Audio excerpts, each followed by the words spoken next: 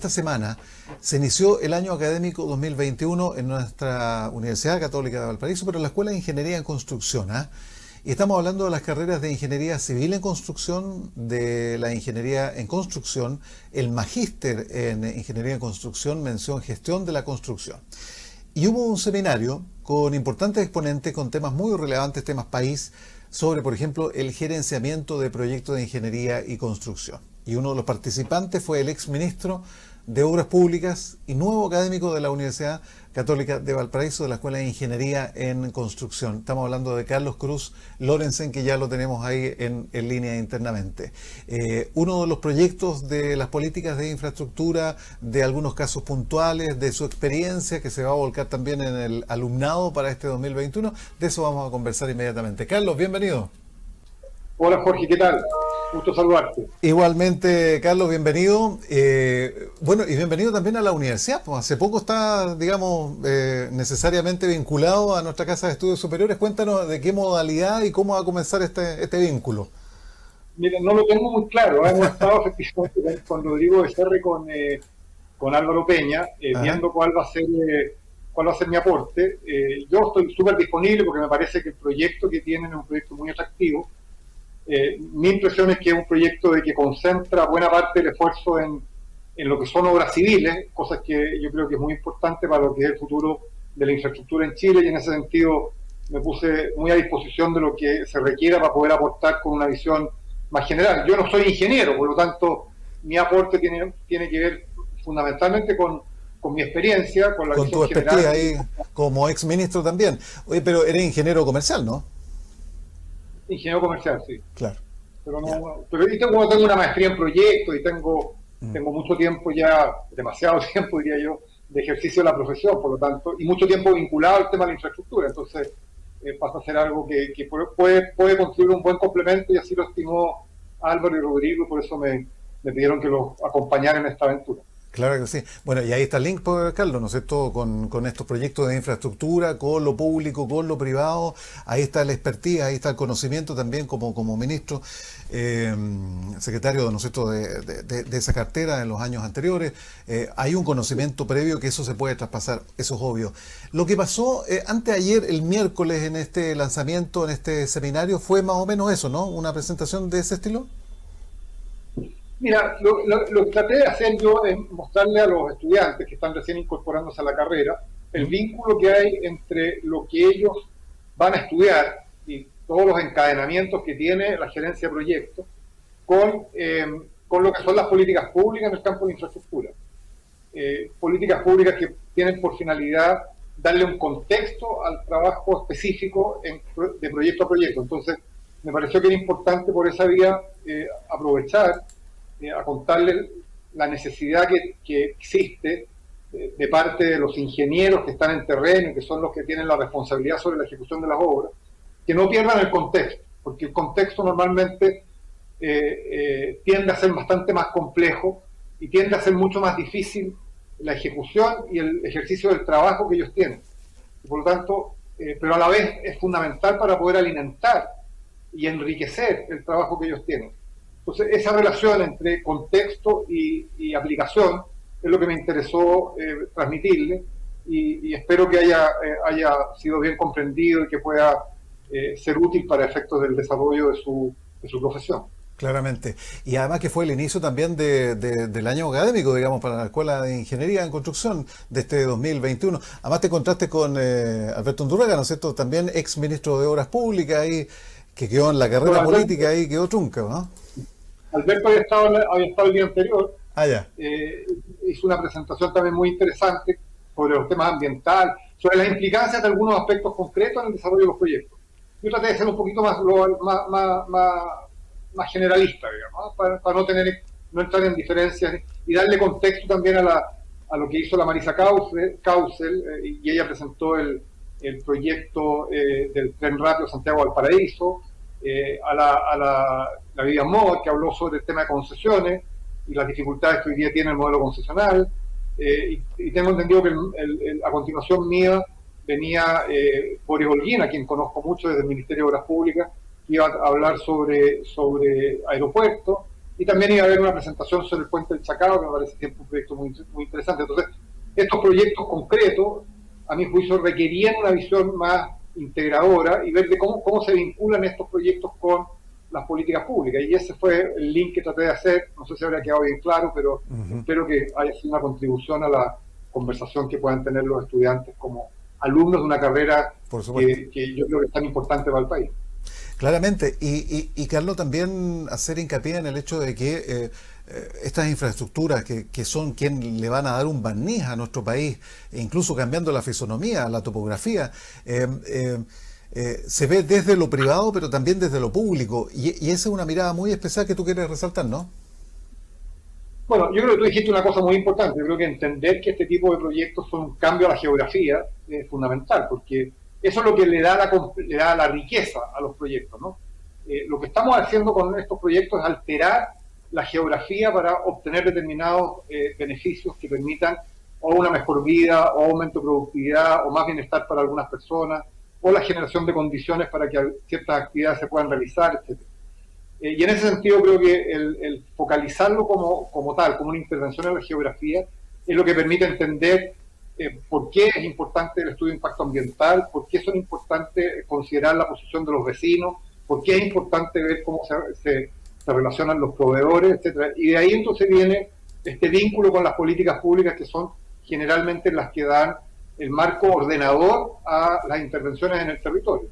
Y por lo tanto la necesidad de tener presente este vínculo es lo que yo creo que vale la pena resaltar como parte de la disciplina, y creo que en ese sentido la orientación de una carrera de estas características necesariamente debe contemplar esto como parte de su mirada, ¿no? Y pienso que ahí hay un campo en el cual personas que tienen la experiencia que yo tengo y que hemos hecho una trayectoria ya larga en el sector público y en el sector privado permite aportar. Estos proyectos tienen un componente público y también pueden tener componentes privados, pero finalmente se enmarcan dentro de ciertos diseños que apuntan a alcanzar un país deseado, un país que queremos. Y eso es lo que yo creo que lo hace muy interesante y genera una buena aproximación al sentido estratégico que tiene una carrera como esta.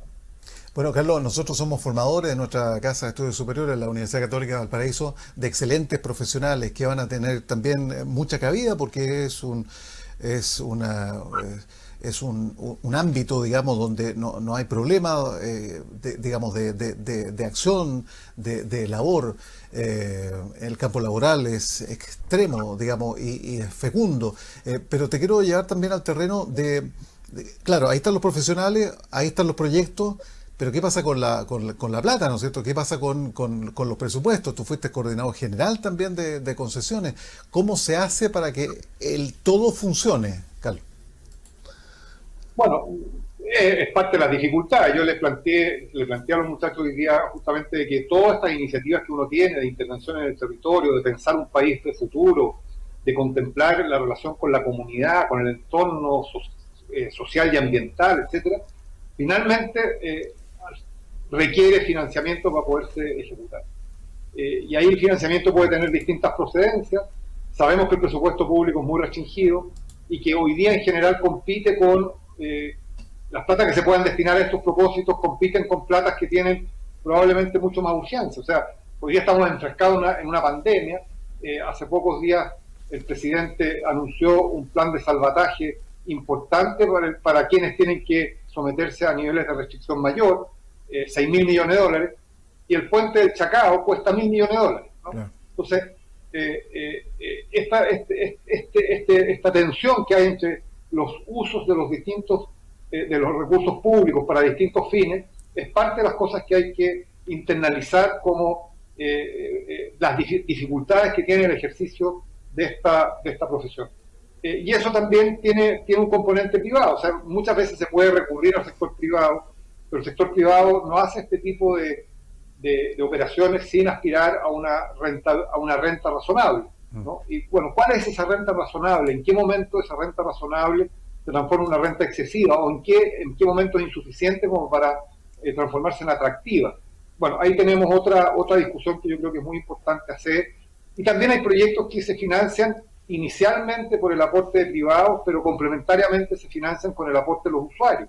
Entonces, bueno, ¿cómo se articula el interés público con el financiamiento privado inicial y con el refinanciamiento por parte de los usuarios, de tal manera de que esto permita llevar adelante estas iniciativas en la medida que sigamos estimando que son iniciativas que tienen un fin noble, que tienen un fin transformacional del país, pero que finalmente apuntan a generar condiciones de mejor vida o de mayor productividad. Entonces, estos elementos son los que constituyen parte de las dificultades que este tipo de disciplinas tiene, y el tema del financiamiento evidentemente es uno de los más acuciantes, digamos, porque países como los nuestros, que han avanzado mucho, que han progresado muchísimo en los últimos 30 años, sí tienen dificultades de financiamiento que hay que tener presente respecto de poder ver qué tipo de proyecto y cómo hacerlo para llevar adelante las iniciativas que el país requiere. Sí. Carlos, hablaba algo esbozado, ¿no es cierto?, del tema del campo laboral, ¿no es cierto?, para los futuros profesionales que se van a formar con nosotros en nuestra PUCB. Y decíamos también que dentro de la cartera del Ministerio de Obras Públicas es donde se ponen las plata, donde se ponen las lucas para tirar para arriba la economía, ¿no es cierto? Y esto es lo que ha pasado en el último tiempo. El gobierno también, el Ejecutivo, ha puesto en la balanza, ¿no es cierto?, un paquetito muy importante, porque de ahí se genera mucha actividad. Eso es relevante. Bueno, yo creo que parte importante del destino laboral de quienes estudian esta profesión son los ministerios que ejecutan obras de relevancia en el país, son las agencias ejecutoras del sector público que requieren un soporte técnico profesional importante, y pienso que buena parte de los contingentes que vayan egresando a estas carreras van a haber ahí oportunidades de trabajo importantes, no solo el sector privado, sino también el sector público. Es un sector que debiera ser una fuente de empleo importante.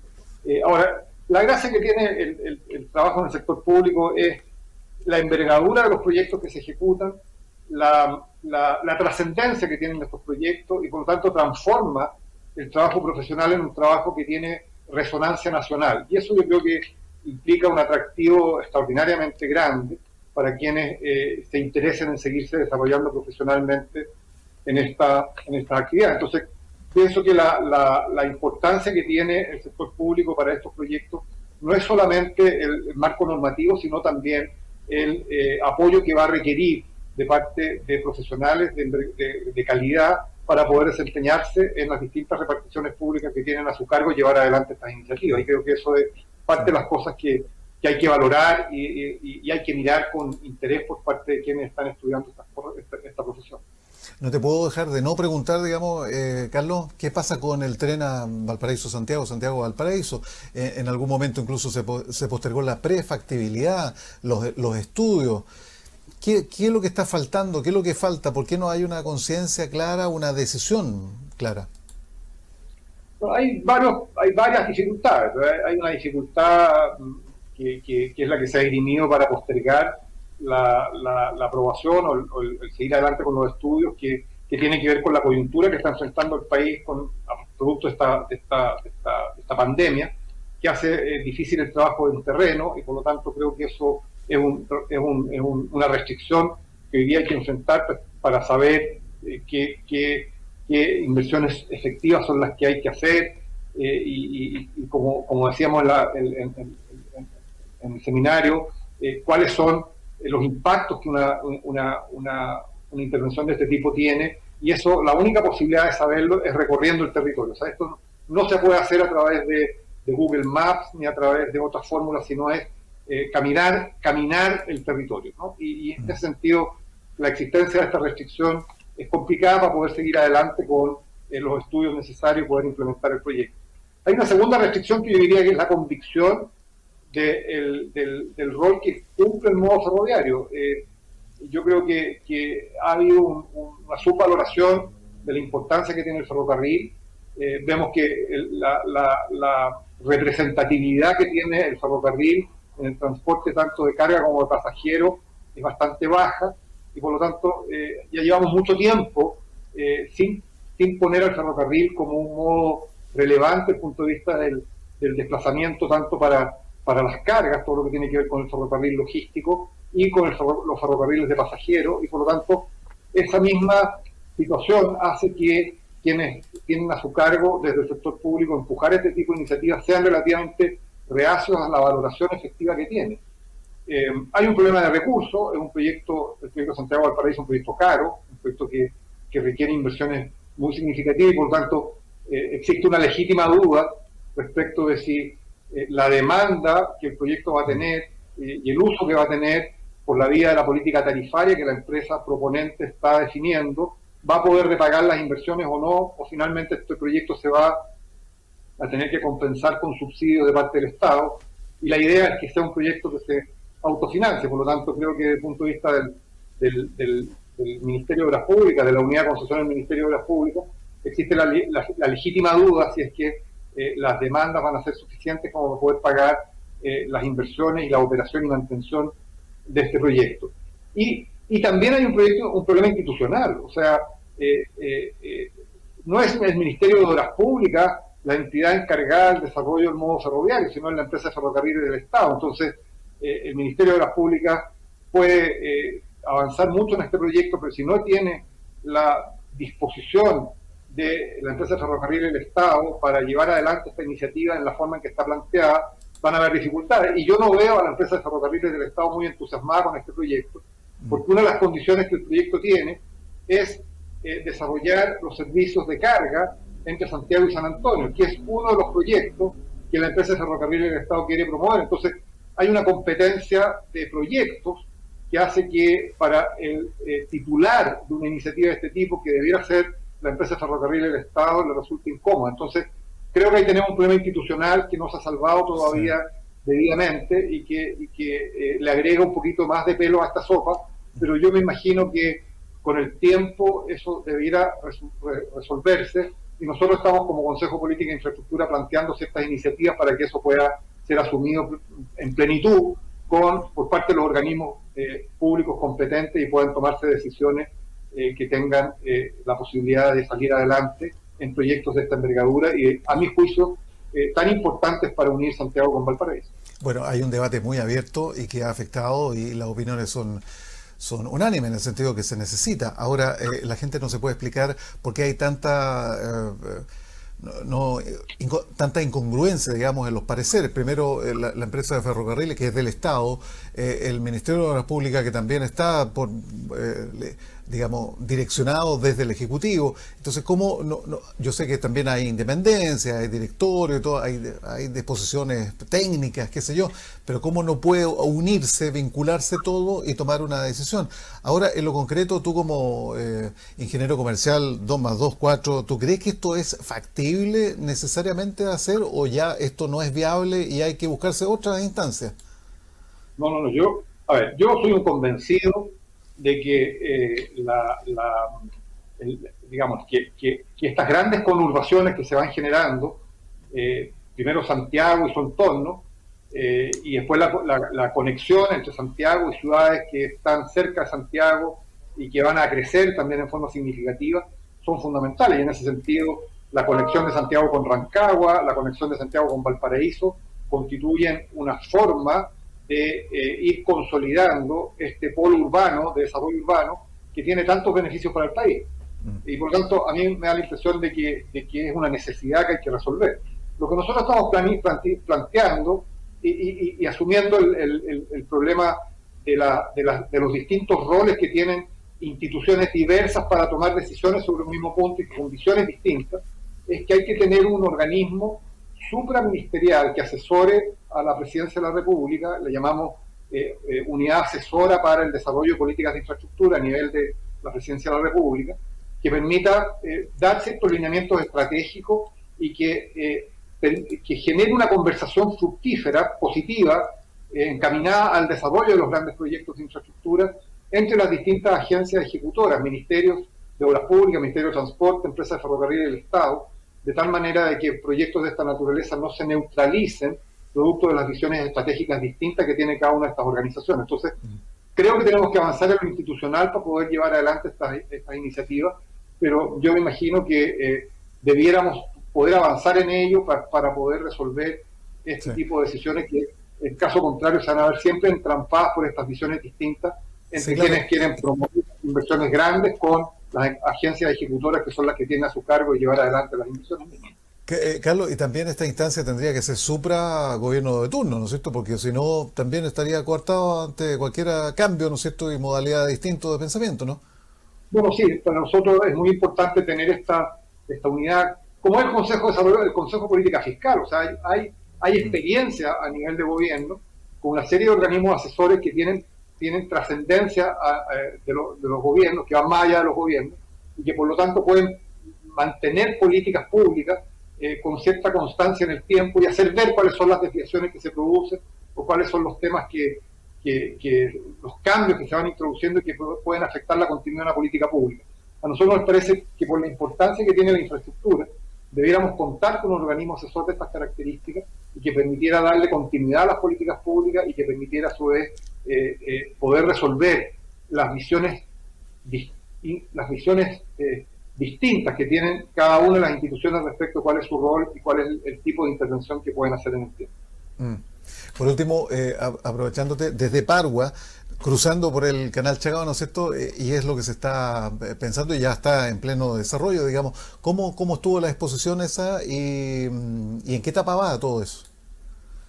Mira, yo lamentablemente no me pude quedar a la exposición, sin embargo la persona que hizo la presentación es un experto en el tema, me imagino que ha ilustrado debidamente a los alumnos respecto de la importancia que tiene este proyecto y de los avances que tiene, pero a mí me parece que es una de las grandes obras de infraestructura que este país va a hacer, y va a permitir conectar la isla Grande de Chiloé, que son un número importante de kilómetros cuadrados al continente en forma continua, y eso yo creo que es un gran avance para la isla y para el continente. Por lo tanto, mi impresión es que esto va a ser un aporte muy significativo al desarrollo económico de esa zona, y lo que ya se está viendo. Si uno basta con ver cómo ha evolucionado el precio del suelo en Chiloé para darse cuenta del tremendo aporte que el puente va a significar para el desarrollo de actividades de todo tipo, turismo, económicas específicas, desarrollo de algunas actividades digamos concretas a nivel de la pesquería. En fin, yo creo que hay una cantidad enorme de oportunidades que se abren a través de esta iniciativa y va a quedar demostrado en el tiempo los tremendos beneficios que esta obra va a representar para el país. Sí, claro. No exento de desafíos de ingeniería, absolutamente, ahí sobre el Chacao. Carlos, yo te quiero agradecer estos minutos, dar la bienvenida en nombre de la universidad y bueno, tener claridad en cómo vas a desarrollar tu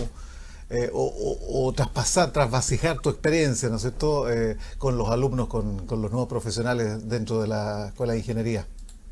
Ok, muchas gracias y bueno, estando en esta casa de estudio, imagino que estaremos en contacto con cierta frecuencia. Gracias, Carlos. Bueno, nos vamos. Gracias, completamos esta media hora donde habitualmente hablamos de nuestra Universidad Católica de Valparaíso. Invitación para que el próximo viernes, después del mediodía, nos volvamos a juntar en las frecuencias de UCB Televisión en Santiago, 5.3, aquí en la quinta región 4.3, estamos en el 9.3 en La Serena y 8.3 en Puerto Montt. Señal digital, abierta, gratuita y cultural. Y la radio UCB la lleva a la quinta región, ¿eh? Somos tu región 103.5, ucbradio.cl y bueno, y nuestra cobertura no solamente regional, con programas que son en vivo y que tienen nuestra mirada local, digamos, para el país y el mundo. A usted por la sintonía, que tenga un buen inicio de fin de semana. Hasta el próximo viernes. Cuídense.